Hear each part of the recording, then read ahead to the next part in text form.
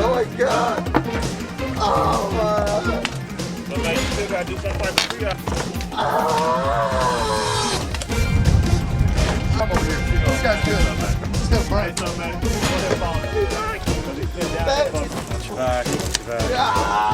Hey, so man, sit him up real quick. Sit him up. Hello.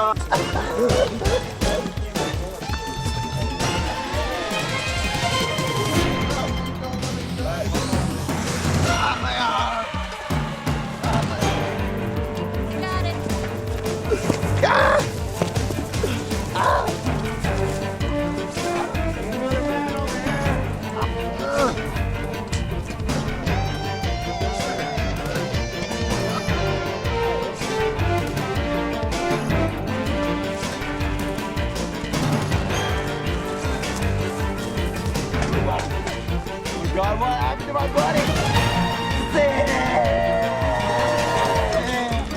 Need help, Doc? Hey, man.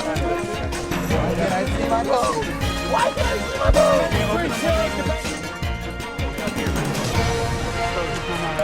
Oh my God! There we got a neck wound here.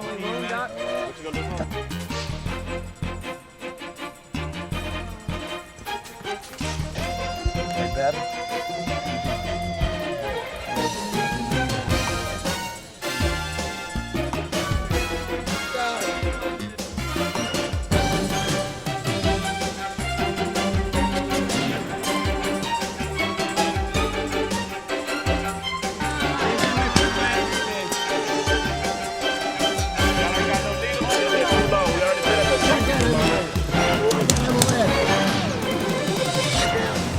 Hey, hey.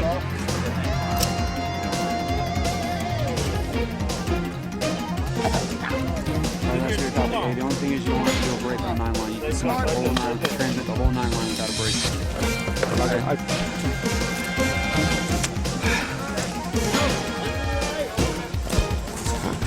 We got to pack him.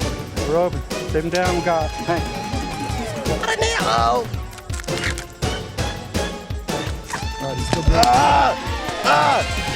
Take it out! There you go. Listen up, the line has been sent. We've got only 13 miles. Not there for you. Let's get out of here.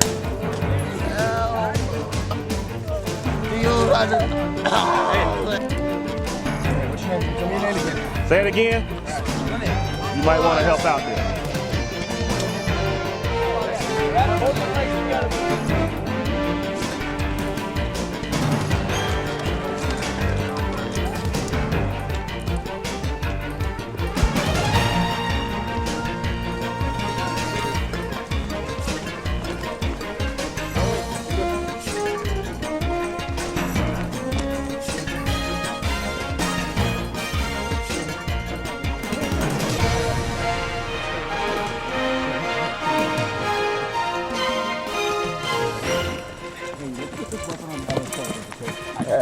I'm kind of gas.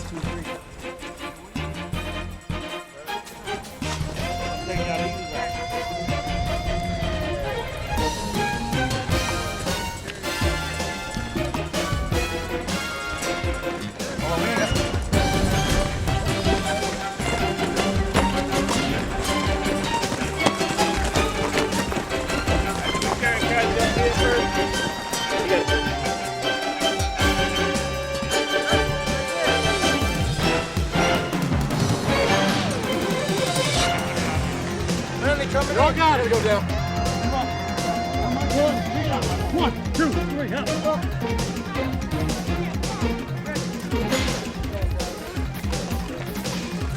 You okay, Anthony? We're almost there. We got you, Adam. Come on, baby.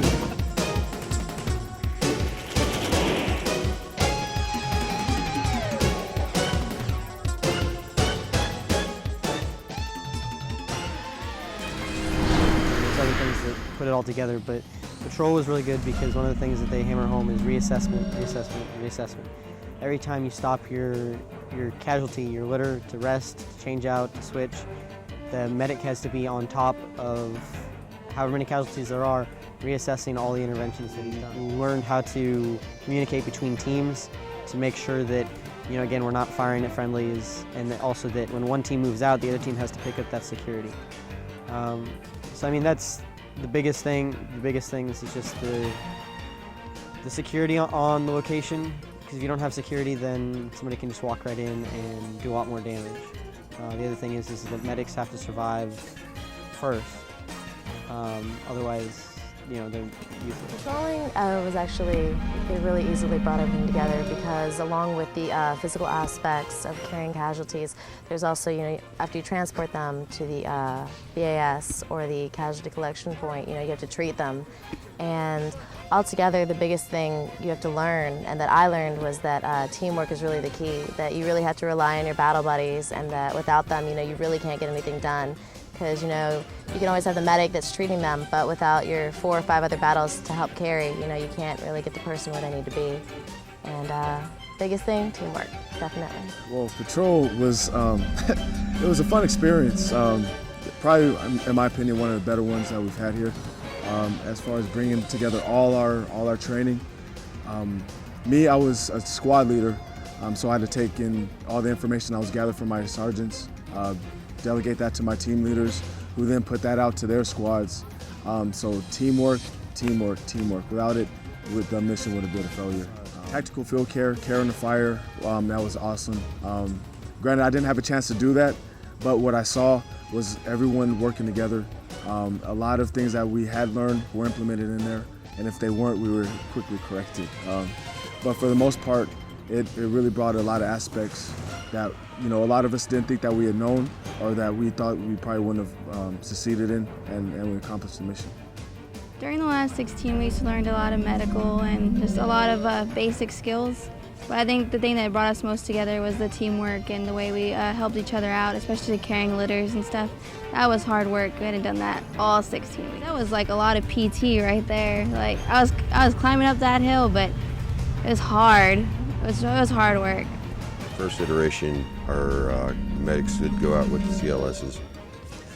They didn't get killed, but it didn't serve any purpose for both the CLS and or the medics to be out there, because the medics took care of what the CLSs would have taken care of. You want to send in your CLSs and not your medics. You pull up, you come up, you secure a CCP, and you leave your medics at the CCP so they can ready their aid bags. CLSs will run out, grab the patients, bring them in. Basically, when you go out, plan before you go out.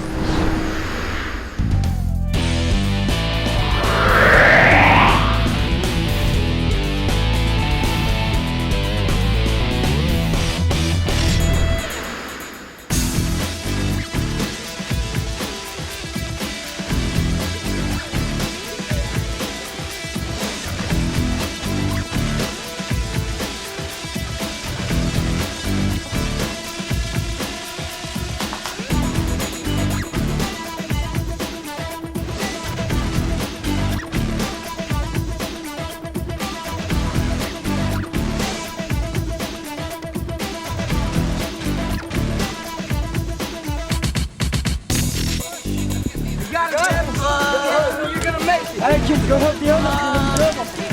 Let's go. Where do you want? Fall on your faces.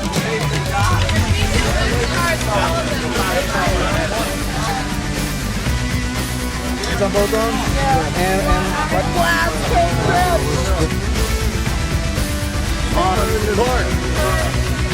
What all did you find?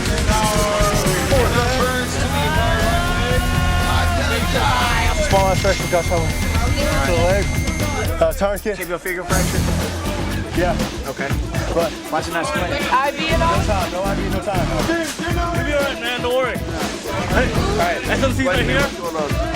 Laceration, gunshot wound. No saline lock, pulses are bounding, still away.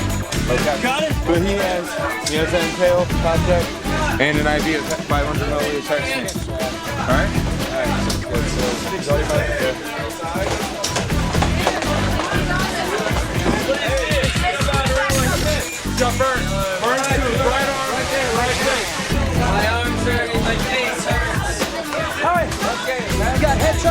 that fluid on the right side, battle side.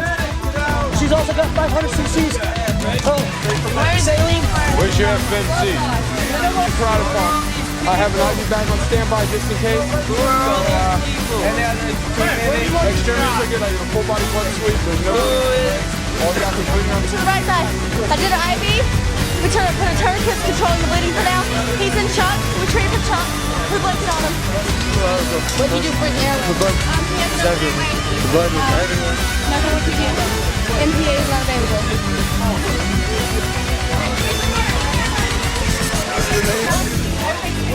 Make sure you get a bump on this.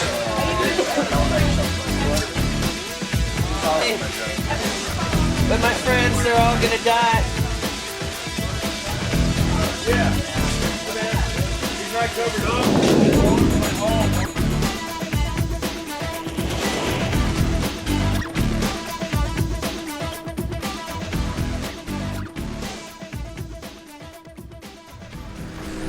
Patient transfer, the biggest difficulty I think was probably the communication between the handoffs.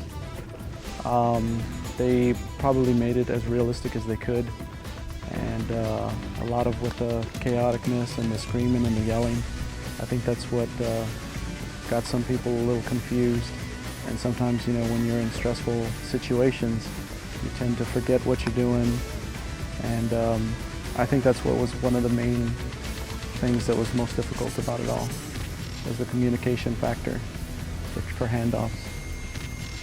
Just for FAS, the hardest part was being just physically and mentally exhausted, having carried the patients all the way there, trying to get the doc to understand like what you had done, trying to remember what you had done, because it all happened so quick. You act a lot more, and you don't even realize that some of the treatments you performed.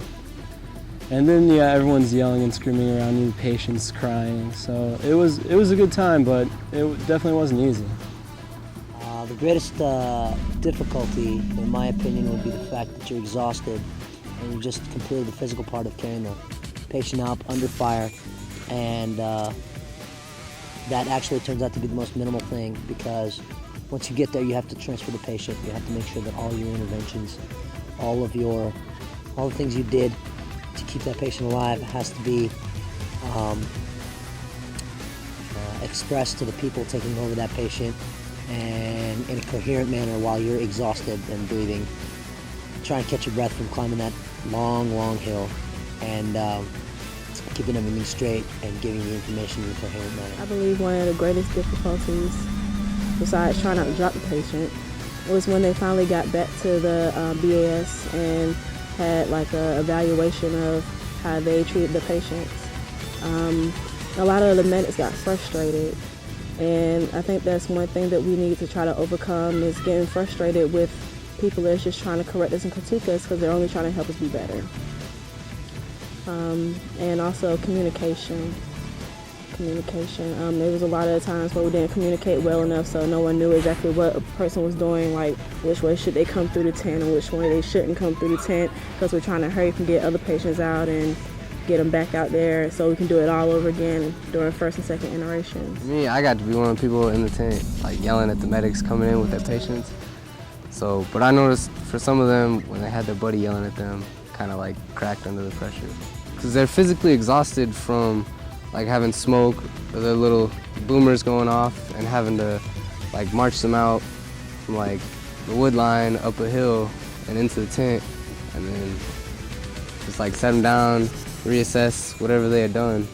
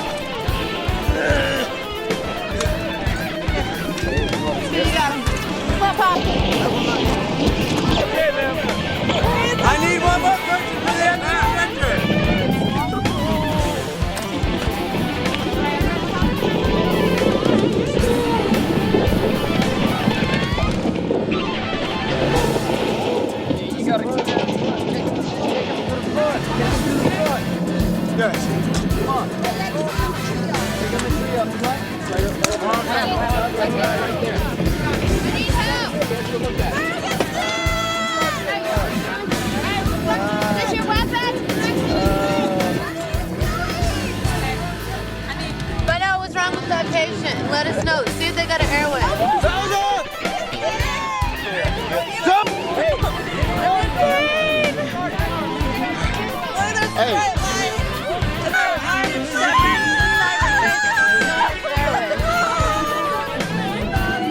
Breathe just fine. I just have a headache. God.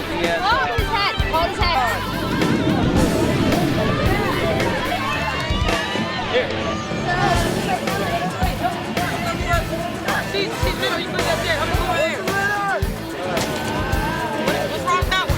We got a station open. Let's go.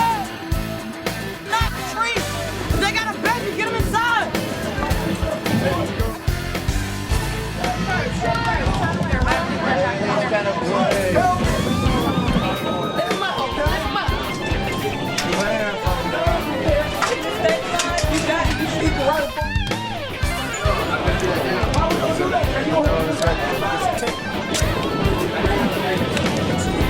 So she's breathing. Equal round to fall. Is there equal round? Okay, she's breathing. Good. I'm gonna fill it out. Last injury. So, possible. Let's go, let's go! What's the respiratory rate? What is the respiratory rate? You don't know. He's on airway. Patient right now. Can we just not turn it down? There we go. Ready? Drink. We have inspiration then.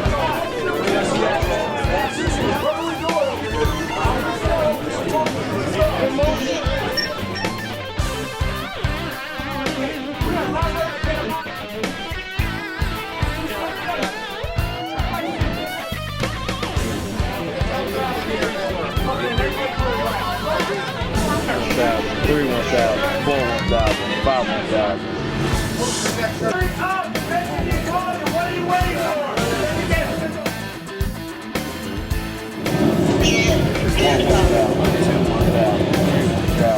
Come on. Shorts.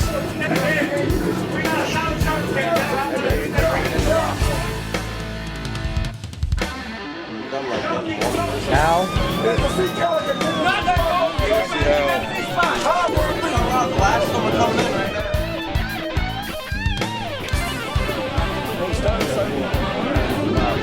Okay, you hold ceasefire motivation, please. Let it go.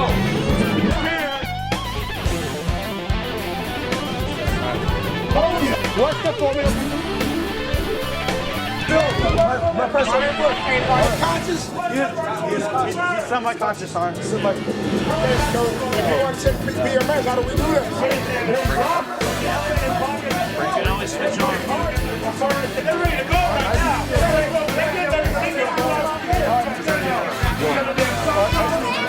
You know what? Stress. Right over there. Who's on? That is the best thing you play so bad. We kill a man. Let's go. What we gonna do? What we gonna do? What we do? Everybody do the best stuff. Why we got more people doing most things doing the same thing? I need a. You'll get a crack in. Let's get a crack in. Okay? Come on. You'll get a crack in. Let's get a crack in. Let's go. Hey, what's wrong last year?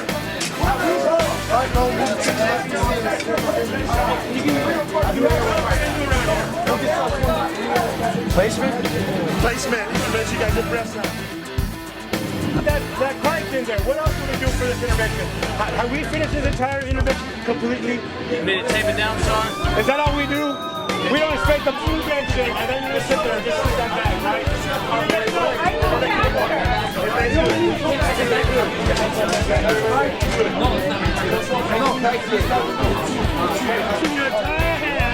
To check, where should your face be from?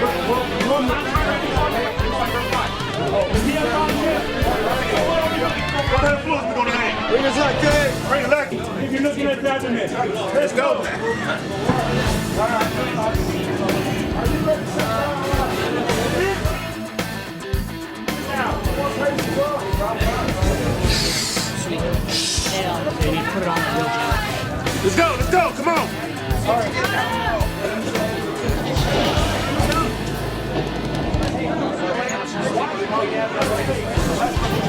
Stevenson, will you grab another?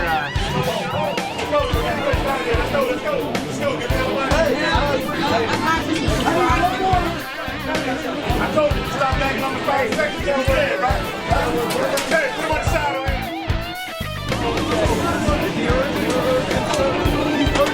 Urgent search, go. Let's go! Go ahead! Go ahead!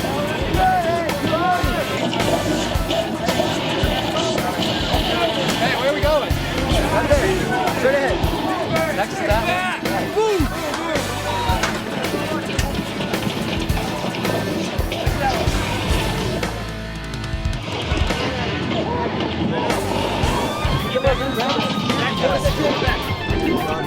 I got hand.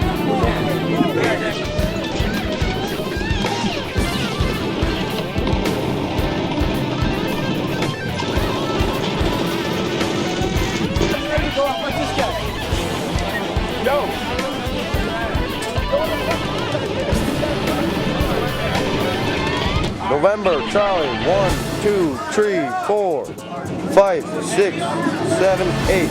Line 2, 3, 0, 5.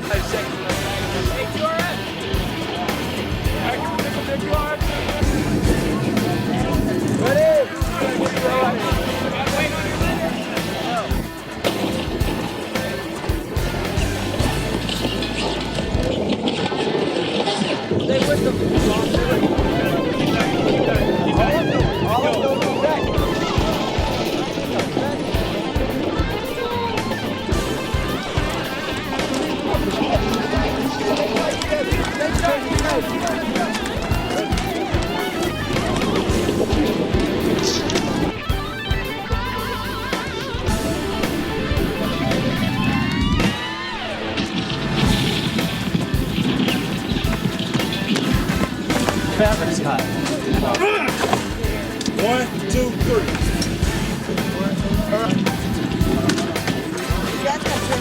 Up.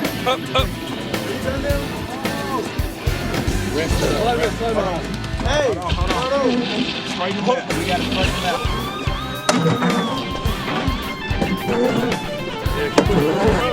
All right.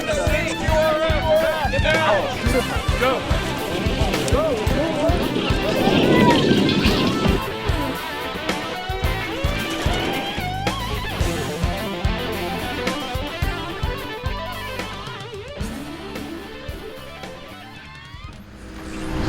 I learned most is that there's a lot more to being a combat medic than just being out there on the line, doing the initial interventions.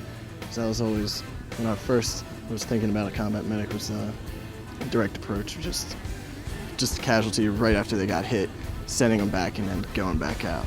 And then when I did that, I realized there's a lot more that happens to the casualty after being treated. There's the continuing care, the more interventions that they do, the triage when it gets there, and dealing with a lot more casualties than just one.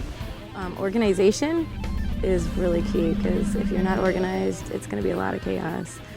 And in order to take care of as many people, if you get a mass cow as we had, you really have to pay attention to what you're doing and not stay in the frame of mind of you're just one patient, one casualty.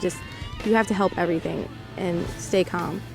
And it's kind of hard to stay calm in that situation, so you really have to work at it and just keep driving on, I'd have to say. And really think about the patient's life, the casualty, what they're gonna go home to as long as you keep them alive. So I think that's really a lot of it. Out here, when we do it for real, when we do it hands-on, you realize that it's a big difference than just learning in a classroom, and I think it sticks with you a lot more. I learned quite a bit. I think BAS was the best training that we've had here.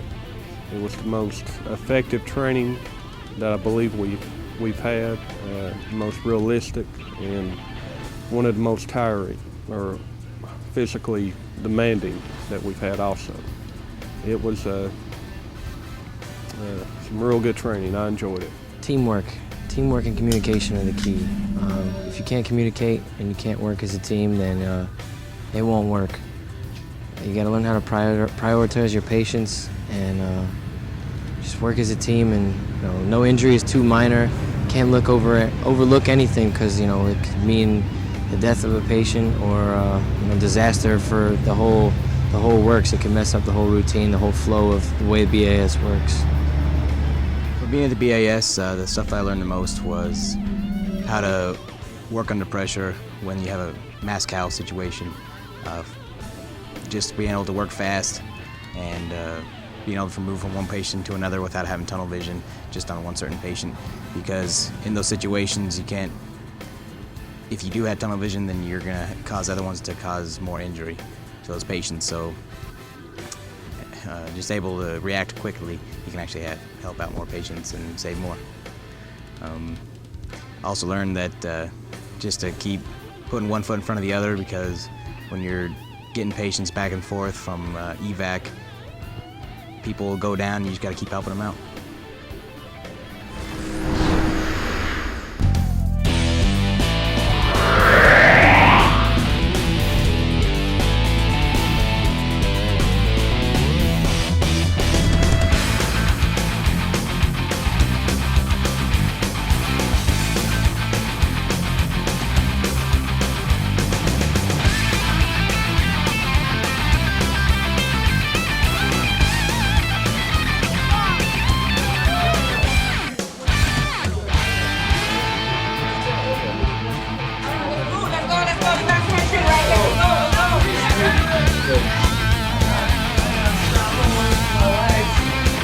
Morphine or something, Doc. Come on. I need something, Doc.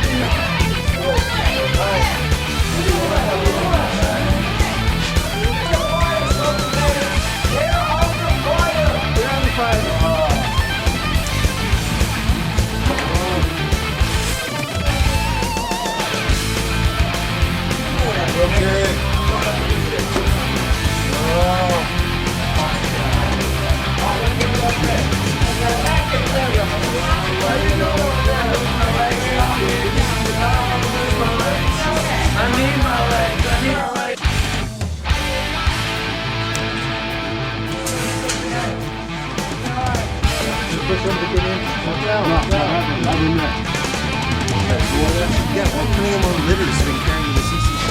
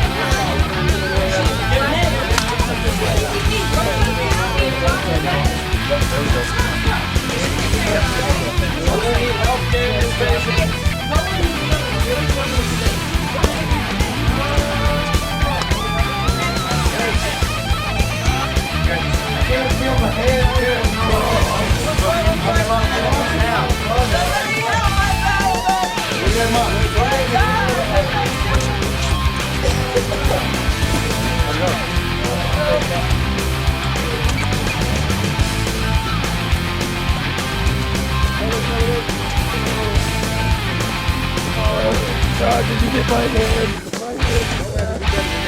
Hold on. You just got shot in the other leg.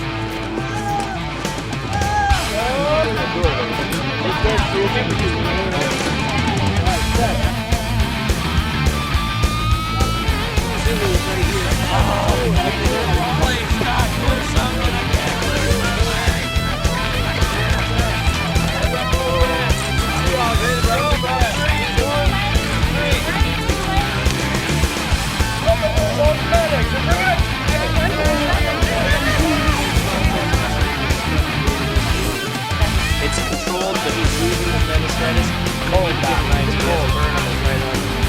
Nah, it's his left.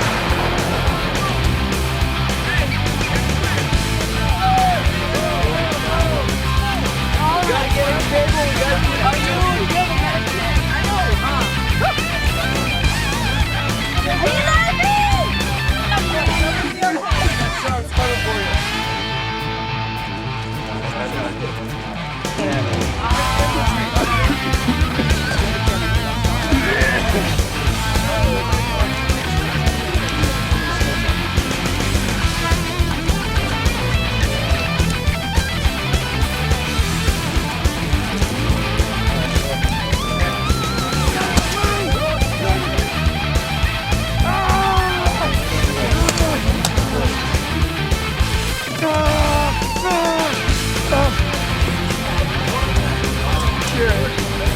Give me that. You gotta sit. I'll get mine. 20? What the hell? Oh, God.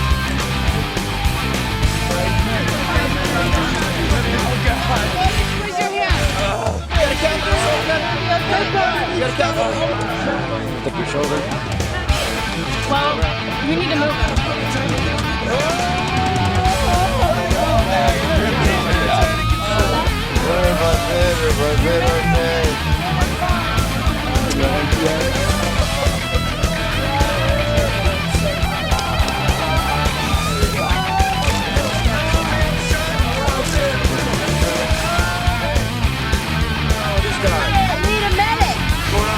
I'm not sure. I was just left with him by some infantry guy.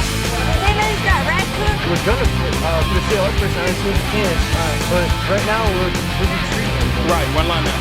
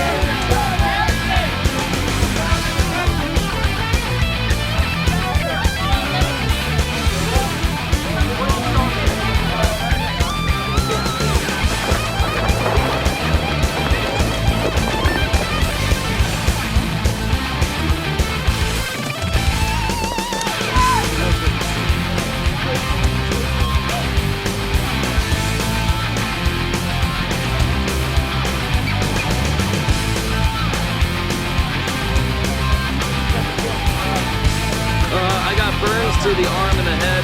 Alpha Bravo Charlie, what? Airways patent. I don't know. For special equipment, I guess. Yeah, we need a spine cord for sure for him. I can,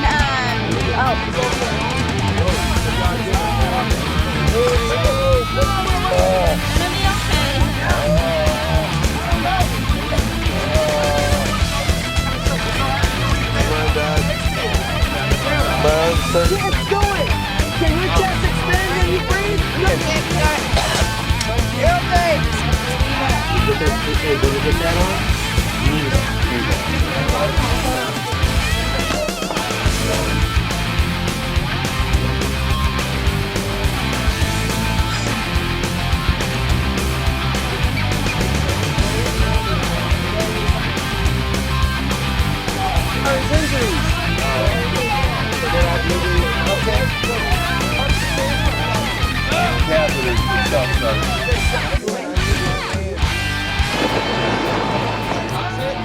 Report, Sergeant.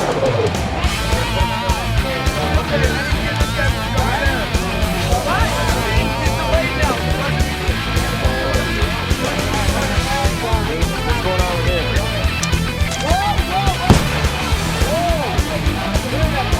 What's that?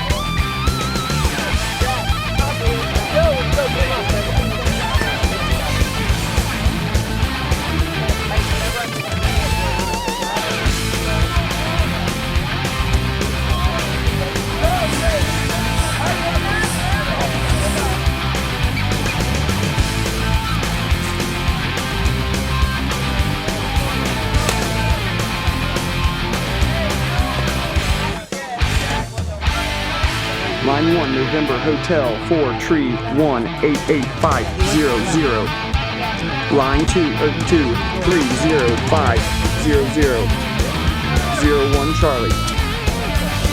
Line 3 Alpha 4. Where's the ceasefire?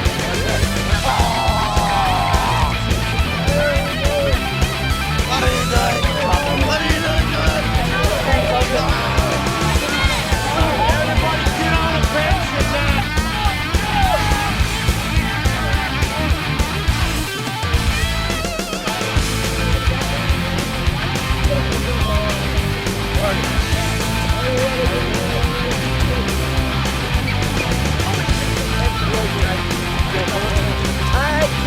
I gotta drink all my water. I can't have it at night. Everybody out. I can't put it down.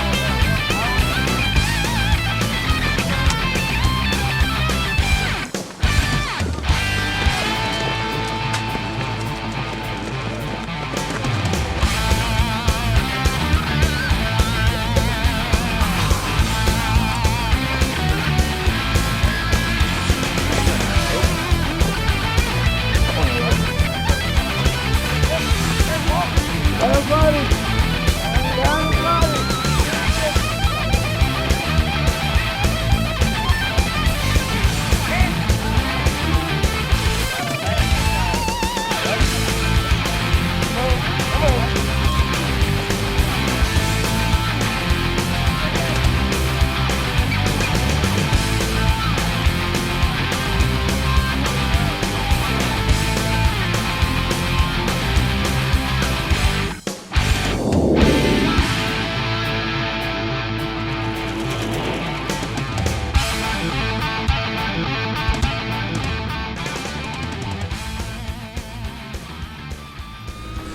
Teamwork during mount is definitely essential. You can't do anything on mount without your team. I was a medic during mount, and security pulled security when we went through the door. Security moved my patient outside. My CLS was there with his litter. They held my weapon when we carried the patient all the way up to the CCP and all the way back down to your landing zone. So every single objective on mount, clearing a building, moving the patient, all of it, you have to have your team. If you don't work as a team, it's not going to get. One thing, you're going to have casualties when you go in because the whole basis of the exercise is about teamwork. When we did it, we had one team who was the squad leader about halfway through. So they communicated to us that they were stuck in the muck and couldn't get anywhere with casualties and the squad leader. So we had to move over and get them, bring them back and everything. So when it comes down to something as dynamic and something as chaotic as mounts, without teamwork, it would just fall apart and it would get very crazy. You're never going to see one guy clear a hotel, 20 stories. And it takes 5 guys to clear one room. Teamwork is definitely essential during mount because you're clearing different rooms, you're extracting patients from the different buildings and stuff like that, and you can't do it by yourself. You definitely have to have people there helping you out. We definitely pulled together and helped each other out and got a lot of good stuff done. If you try and do anything on your own, especially mount, you're going to fail and people are going to die, and that's definitely what we're trying to prevent. So. On our first iteration, I was a rifleman, and I don't typically do that, but yeah. So when we would have to stack up and go in, we would have the medic as the fourth person, and when we went in, we had to clear everything, and there's no way anybody can do that on their own. And then you've got the medic, you've got to protect them, and they had the smoke going and everything, and you couldn't see where you're going. But there needs to be a lot of communication. That's a lot to do with the teamwork, is the communication. And you have to have people who are leading, who know their positions, who know what they're doing, and that sort of thing. On the second iteration, I was a medic, which actually put me in a whole totally different perspective. I was the fourth person back, and when we went in, they had to go in and clear the place first, and then they called me in, and we pulled the patients out and started treating the patients, but we had all the smoke and everything. We had people organizing everything. You could actually work on your patient, and as a medic, I was doing what I could, but I needed someone to assist me as far as helping, hold an arm or wrap or whatever. And starting the IV, you needed people to help you get the supplies and that sort of thing. So there's no way anybody could do any of this on their own. Yes. This week has been the most challenging of my entire life. We had to climb some pretty high mountains, and, well, I wouldn't say mountains, but the hills were pretty steep. The terrain was tough, and without everyone working together, no one person could have done this alone. No one. So it's very essential, and it helped to build build a firmer foundation on what the Army's all about. That's just my opinion. We had to depend on each other to complete the task, and it took a lot of planning ahead of time and changing stuff in the middle. You know, when one thing didn't work, we had to change it and do something else. So it was great. It was great. I'm exhausted. I'm ready to go. And like he said, I'm out of here in 6 days. Cool?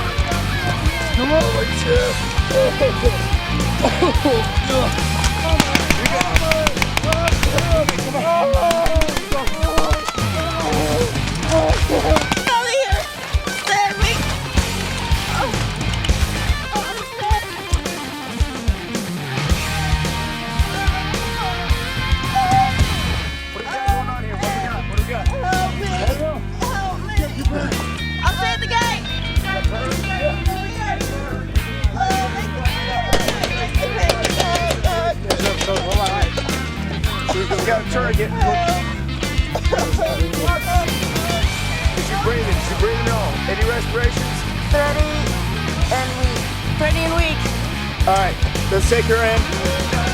Get her in. Hey. All right, come on.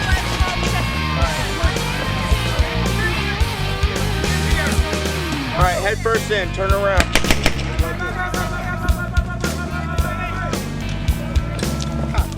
Ouch! Something wrong with his chest. Something wrong with his chest. Chest. Hey, check it right here. Come on, almost there. Oh, my leg. What's wrong with him? What's wrong with him? Okay, let's get in the trenches. Ready? Alright, I got it. Here, man. You're here.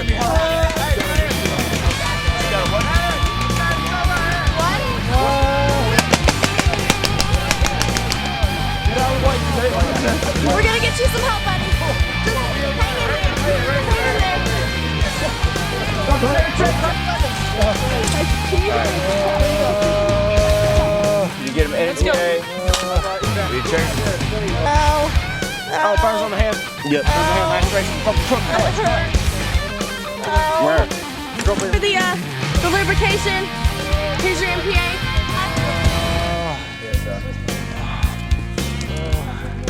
Hey, you're gonna be alright.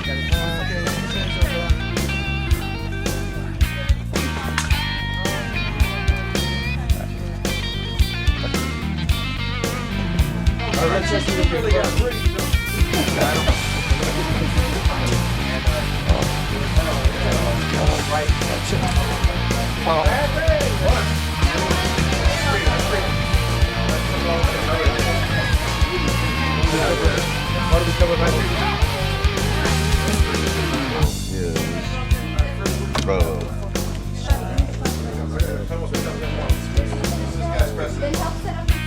To get a sailing lock at least started. You're involved What with do you the sailing see? lock. I see birds like the most of the time. Do you want to spike the big?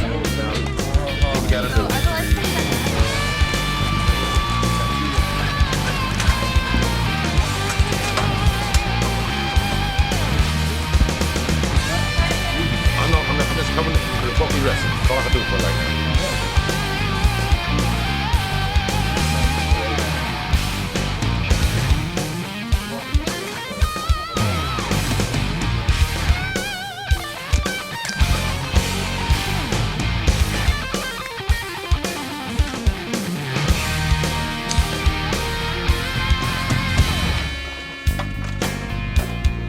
There's a tack here. Look at that.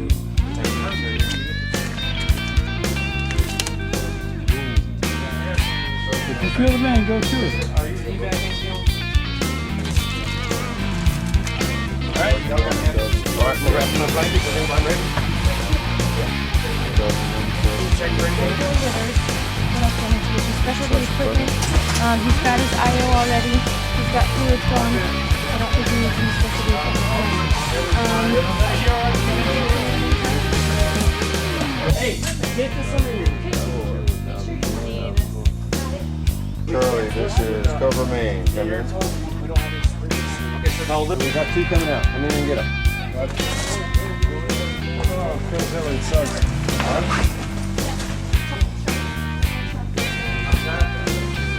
Okay, sir, I'm ready to stick her.